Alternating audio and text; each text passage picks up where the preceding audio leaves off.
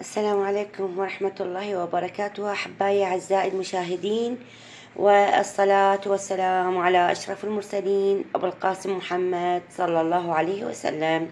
اليوم حلقتنا هي عن علاج السعال اللي احنا نقول عليه القحة بالعراقي. طبعا هنا أنا عندي اللفت اللي يسميه بعض الدول يسموه اللفت، اللي هو احنا نقول عليه بالعراقي الشلغام. هذا الشلغام ناخذه القطعة الكبيرة او نحفرها من الداخل هكذا، مثل ما دا اشوفكم تكون محفورة من الداخل، ونضع فيها ملعقة إلى ملعقتين من السكر وتغلق، وخلال 4 ساعات راح تشوفون ظهور العسل.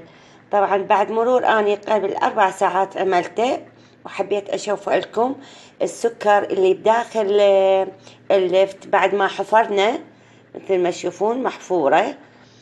عملتها مثل الكاسة، وضعت السكر بها ملعقة أو ملعقتين وسكرناها، وبعد مرور 4 ساعات نجي نحصل على عسل السكر. تشوفون هذا العسل، هذا العسل يشفي المرض السعال اللي هو القحة. طبعا يؤخذ 2 إلى 3 مرات باليوم، وإن شاء الله بالشفاء العاجل لكم. واللي ما يفتهم الطريقة أني يسألني وأني أفهمه بالتعليقات أكثر. بس الصورة هي، خل أشرب شوية منها.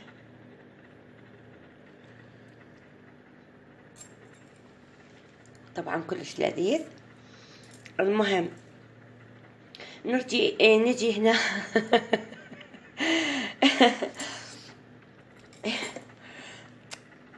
نجي على الطريقة الثانية اللي هي تكملة لعلاج السعال اللي هو القحة.